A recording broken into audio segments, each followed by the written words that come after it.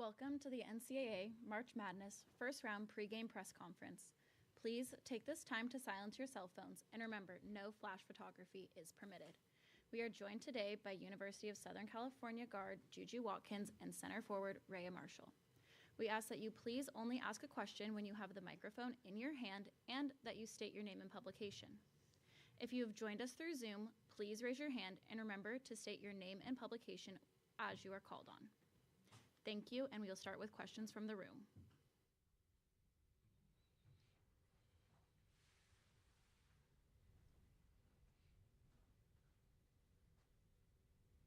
Beth Harris, AP.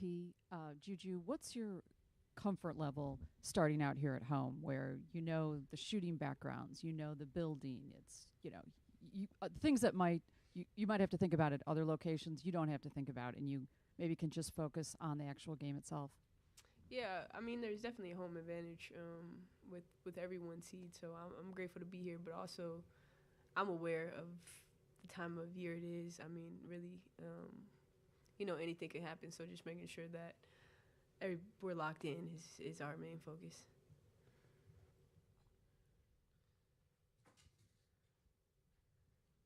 Hey guys, Luke Evans, Orange County Register. Rhea, you mentioned in the Pac-12 tournament that Juju was getting you guys hyped up at halftime, and funny story you told with that. But just what has it been like seeing her preparation throughout this week, and her impact and leadership that she has as a freshman on this group? Exceedingly high. I mean, that's what we expect from her. A star-level player coming into her first March Madness, and she get the host. I mean, that's really big time. But, I mean, from top to bottom, everyone is excited, and we're ready to compete. What's your preparation been like, throughout this week? Has it been different than, the mentality that you've approached this run with, or same?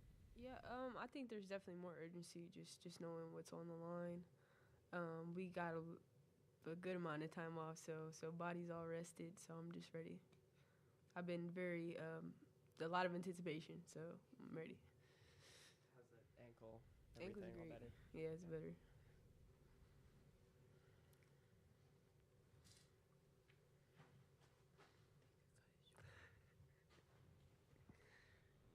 Juju, being at home, obviously, you got a lot of family and friends. Is that been kind of a thing where, like, they're getting so excited, and do you have to or do they try to kind of keep themselves calm so that you stay calm, or kind of how does that all work out? I'm not sure. I try to limit as much, like, basketball talk off the court, so really I'm just chilling. I've been kind of isolating myself a little bit from a lot of, like, outside distractions and stuff like that, so I just been in my room, really. And Rhea, you guys obviously have the 3 grad transfers who have brought the maturity, the experience. Just kind of talk about their influence on you guys and just the leadership, especially at a time now where the pressure really does amp up. Yeah, so I actually have 4, 3 from Ivy and 1 from TCU. Is it TCU? Rocks. Well, we're fortunate enough to have 3 of them start, and all 3 of them are competitors. All 3 of them are verbal on the court. All 3 of them are playing the role that's necessary for us to win. And Kenzie, for example, like, we come out and practice, she's bringing that same fire that she's bringing pregame, and KP's knocking down shots, KD's a beast on the board, rebounds. So all 3 of them, they're valuable to our team, and just in this preparation, they're just on top of everything, whether it's reminding us to go over a ball screen or just doing the proper things to get reps done. They're doing their jobs and their roles great.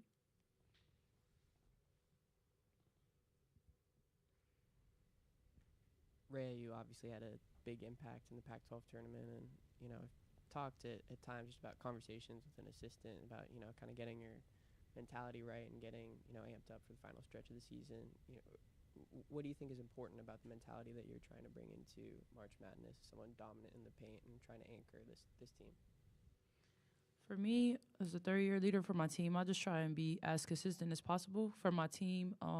Just finding that balance that we really need, holding myself and everyone else accountable. So when I'm coming out here, I'm just buying into the scout and what our coaches is telling me as far as my role and what needs to be done, and I just go out there and execute that.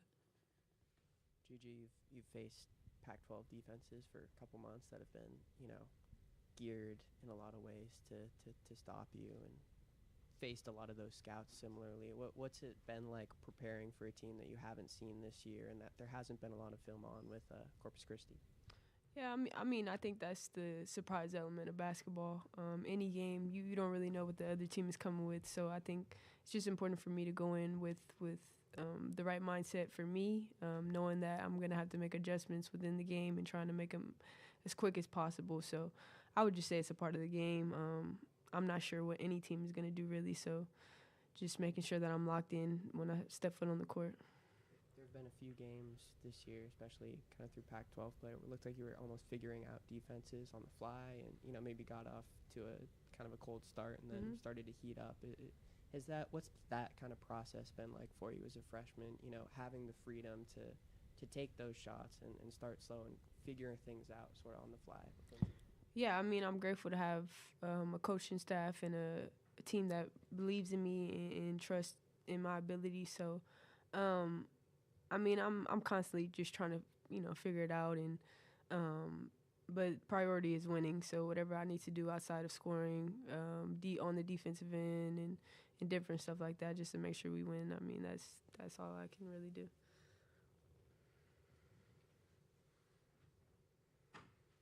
Juju, when you were in high school, and I'm guessing you watched the tournament, and what was it about sort of March Madness that you just really enjoyed, or that you looked forward to, and that got you kind of excited, knowing that, hey, there's going to be a time where I'm going to be able to be part of this too? It's always been, to me, the most exciting time in basketball. So just to be able to finally be a part of it and know that it's going to be a challenge. It's the best part, but also the most challenging part of the season. So I think it really just makes it that I think it's why it's so competitive and so so much attention on it, because it's truly the most exciting part. So I'm just happy to be a part of it. I really don't know what to expect, so I'm just going in yeah. I didn't answer your question. Sorry. Do we have any more questions? Yeah, Rhea, you guys obviously have had the huge support of, the alums this season coming out and really being there for you guys. Just kind of wondering, I know you had the thing with them on Sunday. Just have they kind of given you guys a message sort of just going into this, or kind of what feelings, have they kind of conveyed to you guys? Well, first and foremost, they're winners, so anything that they're telling us, our ears are open for. And one thing about it, they actually instill a lot of confidence in all of us. They're supporting us. They come to our games, so they're watching too. They know what they're talking about. They were great basketball players back in their times, and their IQ haven't left, honestly. So their love for the game, their passion, they're instilling that into us, and they're telling us they know what it's like to have been in Final Four games, and they've lived March Madness. So all the words and encouragement they're giving us is very helpful, and we're grateful for it. Any more questions? Anything from the Zoom? All right. Thank you. Thank you for having us.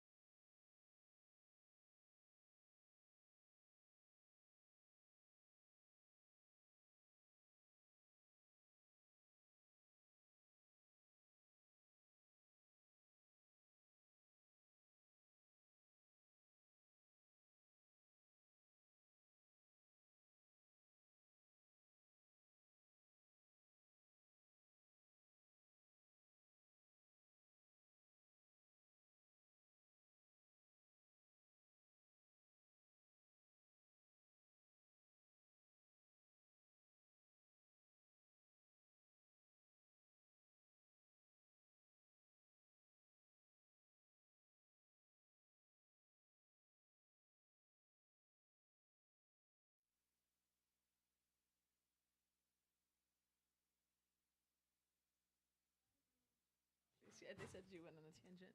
So it caused a lot of laughter in the locker room. So I'm glad there was entertainment here.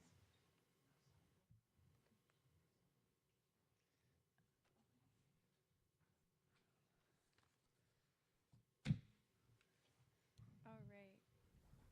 Welcome to the NCAA March Madness first round pregame press conference. Please take this time to silence your cell phones and remember, no flash photography is permitted. We are joined by University of Southern California head coach Lindsay Gottlieb.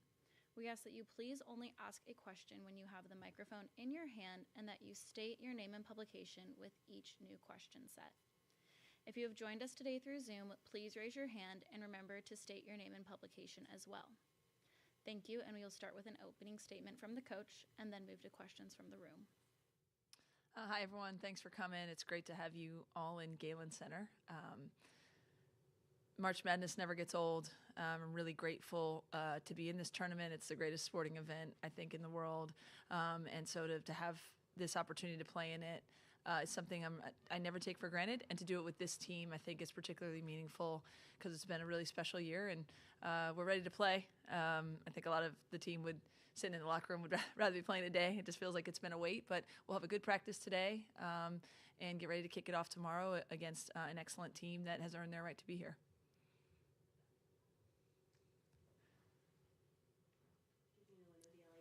Lindsay, yesterday you were talking about keeping the balance between joy and urgency. How do you develop that as a coach? Are there intentional ways where you remind them to make sure to have fun? Absolutely. We actually just talked about in the locker room. I'm wearing the Nike Trojan Energy shirt, and I told them all the Nike teams have these, whatever mascot or name, energy. I said, so how do we differentiate ourselves? And I think for us, it's what we've been able to capture, and that is a lightness about us, a feet right where we are, and joy in playing, and at the same time, with a toughness and an urgency right next to the joy. And so we message it. I'm very transparent with my messaging with the players of what's important, of who we have to be. And so, yeah, we've talked about it. We've kind of manifested that, and I think the players own that with their actions every day. And I've been, closely watching to make sure we continue with that, even as, the stage gets bigger. And that's what the goal is. Hey, Lindsay, Luke Evans, Orange County Register. Just curious, there's been, Mackenzie's talked about there being a little bit of growing pains at times this year, just with the IVs and, a lot of kind of individual players accepting, reframing different versions of their roles and understanding, what's a good game. For Kayla, she's not taking 10, 13 shots a game anymore. Maybe it's 4 or 5, and reframing that. What has been your process as a coach in messaging to get those players to kind of buy into individualized roles around Juju and reframing that? Yeah, I wouldn't call it growing pains. I would call it growth. That's what a team is supposed to do. We came in with almost a brand new team this year, a lot of different pieces and people in different spots and roles, and that's what determines how good you are over the course of a season is how do you adapt? How do you continue a growth trajectory as other people, maybe plateau? How do you handle adversity?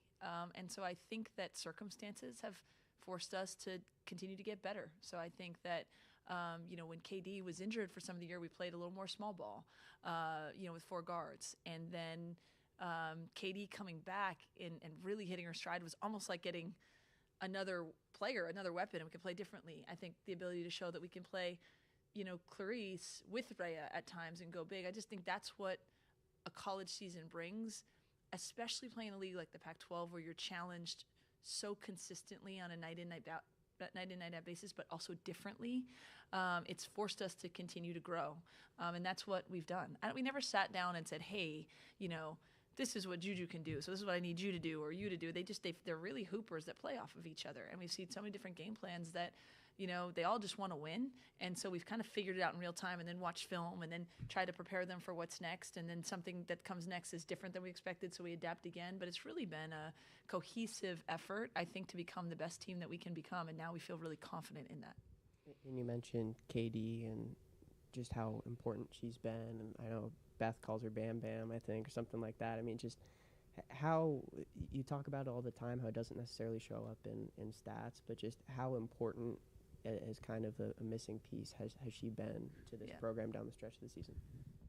I mean, when we tell the story of this year, and I tell hopefully my grandchild something one day about that Pac-12 tournament championship, KD's effort in 3 straight games was, to me, as phenomenal as anything I've seen, and I know the story that her story isn't going to be the lead, but her 16 rebounds, including, can you call it the game-winning rebound, like the one where she kicked it out, and we got one more for Kenzie to hit that 3. Like she just did a lot of heroic things that probably aren't considered heroic. So she's been phenomenal, but also she just gives us an element, right? She can guard guards, she can guard bigs, she can punish a smaller 4, she can stretch the floor and pass, and get other people involved. She's just a really, really good player, and she's added an element for us that's incredibly important, and she's done it really consistently here over the last 6 weeks.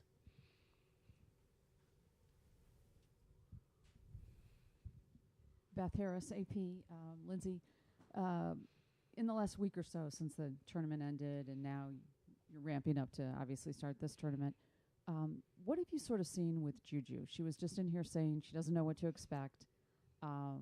Obviously, she's being shown as one of the faces of this event, and there's a lot of pressure on her because of how well she's played this season. So how are you kind of keeping an eye on her and just, in the hours here leading up to tip-off? Yeah, I mean, it's remarkable what this young woman has done and what she has handled and the grace with which she's done it. I've talked to a lot of people about her in a lot of different ways, but even just looking back again at what she faced in the Pac-12 final with, this created defense to be all about her, and we win anyway. We win with other people stepping up. Like her just steadiness of demeanor. It's not an act. It's who she is, right? Like I had a really good talk with her yesterday about, I read this great article about Caitlin Clark and kind of everything she went through in her trajectory to be who she is now, and to kind of see Juju going through in real time. Like she's just really well equipped to handle what's in front of her, and I think that's a testament to her small circle, her family, her people. So a couple things. Coming off that weekend in Vegas, she needed rest, as did a number of our players, but physically I think what she had been through, so we gave her a bunch of rest. And then she and I watched a bunch of film. I actually had one of my staff cut every single kind of coverage she's faced, so it was a lot. And it was fun to watch and just kind of say, okay, like we face this and this and this, because I just want to give her as many answers as I can before she takes the exam, so to speak, and just understand that she's handled everything and we've handled stuff, and there's nothing that people can throw us that she wouldn't be ready for, and so it's time to just go play. So she's been terrific. I've tried to check in and say, are you feeling any pressure or this, that, and next thing? And, you've heard her say it. She's never been part of March Madness. She's just excited. And so I think the gauntlet she's been through in this league has also prepared her and prepared our team, and I think she's got a lot of people who have her back, and so I think she'll be ready.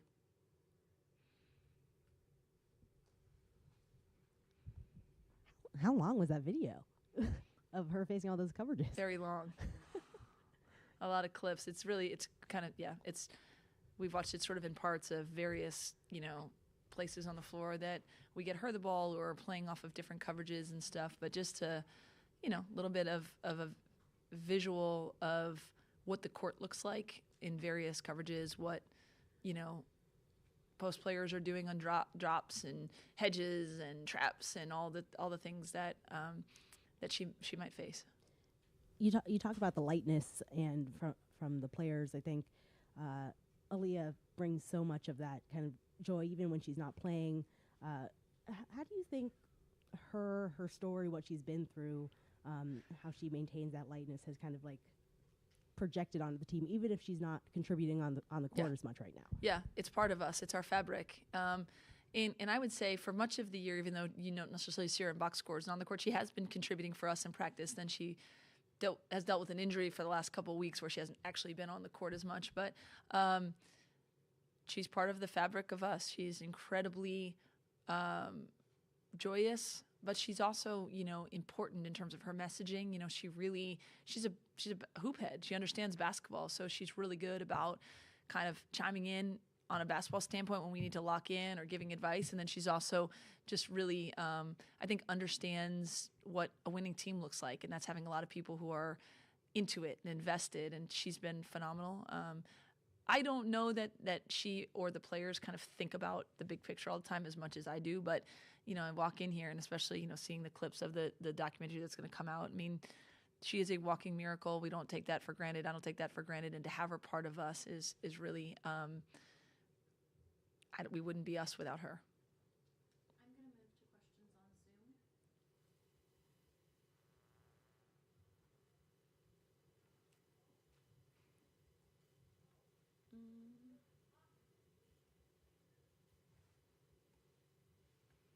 I'm not currently able to unmute. Oh, there we go. Hi, Coach. Caitlin Urca here, ESPN. Just want to ask you about your family a little bit, specifically Jordan. How much of the game do your kids now recognize, and do they have any idea of the magnitude of what's going on, and just kind of what that's like for you as a mom when you look back and you've got that family support behind you? The family support means everything. I mean, I could go on about that, but my husband Patrick, how many partners, husbands, when I get a job opportunity to go to Cleveland, says, yep, let's pick up and move the family and go to Cleveland, because how can you turn down the NBA and then say, okay, now back to LA to take a job? So anything we've done here, or I've done here, this team has done, doesn't happen without my family. So I appreciate you asking that. Jordan in particular is now almost 7, and you ask how much does he get? He could write a better scouting report than half us in this room. He knows players. He can mimic shot forms. He's locked in. We have had to really explain the Pac-12 versus the national tournament. And he said to us, no, at this point, whenever, whoever loses, their season's over. Whoever wins, they keep going. He's like, no matter what, we'll always have the Pac-12 championship. I said, true, but we've got more to go for. So he's hilariously into it. A bunch of his friends are now too, and coming to games and stuff. He loves women's basketball, the NBA. Those are probably his 2 favorite things. I don't think he totally gets men's college basketball as much, but yeah, he's really into it, and it's fun. My daughter now is 18 months. The 2 things she says really clearly around basketball are SC, and Juju. Those 2 things, amongst the other words that she has. So it's very fun to have them be a part of it. It certainly takes a village. We have a great child care team, like I said, my husband as well, and the team has been amazing about including them in our ride. So thank you for asking that. Do we have any more questions on Zoom? All right, we'll go back to the room. Lindsay, just to go back to when you're talking about the coverages that Juju's going to face, there have been a lot of times through the Pac-12 that you could see her kind of visibly figuring out defenses at the start of a game, and maybe she shot a little bit colder to start, and then shots started dropping a little bit later. But you've talked so much about how you don't want to rein in anything that she does. In a 1-game elimination setting now, does that mentality still continue? If she starts trying to figure things out, you still don't want to rein that in? I mean, we're trying to win basketball games, and I mean, I trust her reads. To me, I don't see the same thing I saw early on where she's trying to figure out, she's just making the right play again and again. I mean, I actually had a number of people say to me, watching that Stanford game, it was remarkable how she didn't look frustrated at all. There's the greatest women's, or I should say the greatest college basketball coach of all time, men or women, Tara Vanderveer, put 4 people on her, and we're like, okay, next person, got to figure out what we do to win. And so I've seen more of that. I think there's a confidence for the whole team in which, we've got, at this point, I think too many weapons out there and too many good players to only take away one thing. So I think that's what I'm looking for, more like all of us just trying to make the winning play at the right time. And I think Juju needs to be aggressive. When she's aggressive, all the other reads flow from that.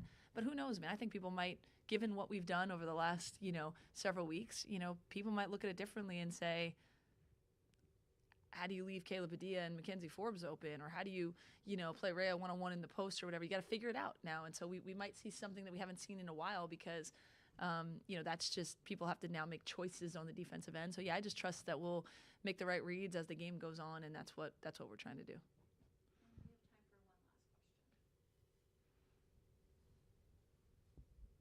All right, awesome. Thank you so much, Coach. Thanks, guys.